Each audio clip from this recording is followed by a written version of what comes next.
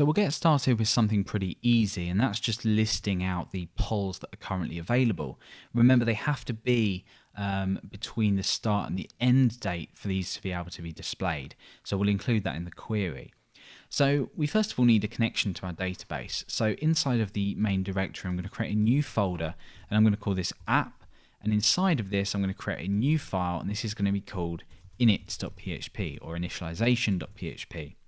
And what this is going to do is it's just a basic way when you're playing around or creating a very small application to store all of the useful things that need to be reused between different pages. If you think about it, in index, poll, and vote.php, we need a database connection. So we're going to store all of that here. Now we also need to start sessions. So we're going to say session start, and I'm going to set the session user ID key to 1. Remember earlier we basically explained that was just the user that's currently logged in. So we now have a session with user ID of 1. We'll ignore that for now though because we're not dealing with that in this part. Let's now create a database connection. So we're going to be using PDO. So we're going to create a new PDO instance here, and we're going to be using the MySQL driver. And we need to define the host, which is going to be localhost or 127.0.0.1. We also need to define the DB name, and if we check out SQL Pro, you can see that this is just website. So in here we'll just say website. Now we need to provide our login credentials. In this case, mine's just root and root, and that's it. We're done. We now have a connection to our database, and we can use this DB variable in any page that we include init.php. So in that case, then let's go ahead and do that up here. So we'll start and end a PHP tag, and we're going to require once, or you can just do a require app/init.php. So that's including app, init, and now down here we can make use of that DB variable.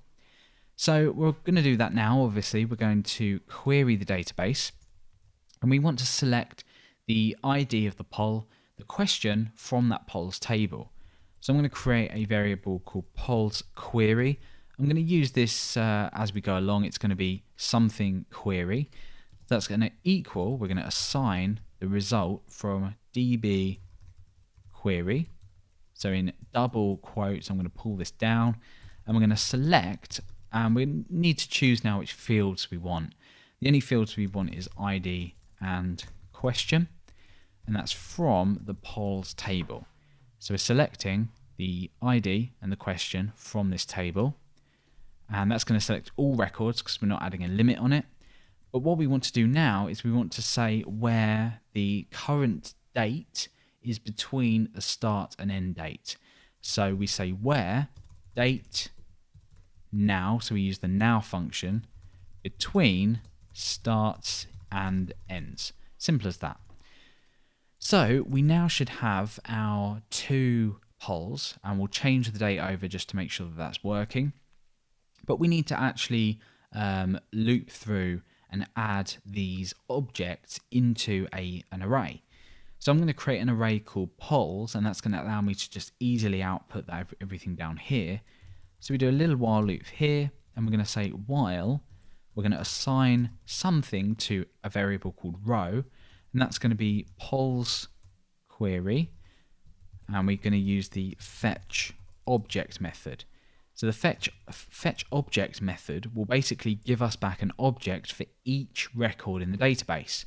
So what we can actually do to just test this is do a print r on row. Let's check this out. There we go. So we've got a std class object here as well as here. So these are 2 separate objects. I'll just highlight this one to make it a little bit easier. And you can see there we've got the ID and we've got the question. So I'm going to add these to an array. I'm going to assign these within this loop to an array called polls, and we do that using the bracket notation here, and we assign row to it. So what we've now got is if we just do an echo and we wrap this in pre-tags, and this will just preserve the formatting, we can actually do a print r in between this on polls, and that's going to give us out the following. So that makes it a little bit easier to see what you're working with. You know that you've got an ID property and a question property, so we can loop through and output these. So we'll get rid of that because we don't need it. But down here, we're going to do our outputting.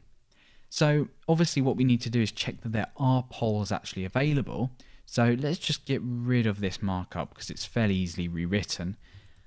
I'm going to use very basic PHP templating here to say if not empty, and we're going to access that polls array. And down here, we're going to say else. And then down here, we're going to end that if, like so. So if the polls array isn't empty, that means there are polls available. Otherwise, there are no polls available. So I'm going to just output a paragraph here, and I'm going to say, sorry, no polls available right now. And that's it. Here, this will be, there are polls available. So we create our unordered list, and we need to loop through each of these polls otherwise. So we're going to say, for each,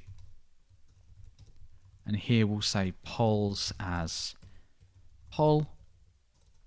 Down here we'll end our for each, like so. And in here, you've probably already guessed, we need to output our list item for each one. And in here, we're going to have an anchor. So we'll start with the actual label of the anchor. In this case, it's just echo, and we're going to echo out poll. And because each of these are an object, we use this, and we say poll name, or is it poll question? Yeah, poll question, like so. So let's check this out. Let's go refresh. There we go. So we've basically got our 2 polls now output to the page. Let's change the end date to maybe the 8th month. And this is obviously going to mean that because we're now past this, it probably won't, oh no, it will show them, of course, because we're on this day. Let's just change that to, I don't know, the 26th. So let's say it ended yesterday. There we go. Sorry, no polls available now. So that's basically how that's going to work. Let's again just change these back to 9 or 10. There we go. So we've got these 2 polls now. We know that the message will come up if there aren't any polls, but we now need to know where we're going to link through to. Well, we know we're going through to poll.php, but we need some way to identify which poll that we're looking at. In this case, I'm going to say ID equals, and then we're going to output the ID of the poll. Now, just beware that if these polls are, you don't want people to access them unless they have the link, this isn't a very good solution. The reason being is we're using incremental IDs here. So, for example, if there's a poll with an ID of 1, someone's likely going to guess that there's an ID of a poll with an ID of 2, 3, 4, 5. So if this isn't what you want, you might want to replace this with some kind of hash. You still want an index there on the ID column in your database, but you might just have some kind of hash that's maybe an MD5 generated hash or something. But for now, we'll leave this as it is. So in here, we're going to open and close the PHP tag, and we're going to echo, you've probably already guessed, poll ID. So that's going to echo out the ID from that. So now, when we click through, you can see that this goes through to poll.php with an ID of 1, and this second one goes to poll.php with an ID of 2. Excellent. So we've now got a list of the currently available polls between the start date and the end date. So just making sure that they can be shown. And we've now output our listing. So that's it. We've listed our polls and we can click through. And in the next part, we'll actually be creating the ability to answer the poll.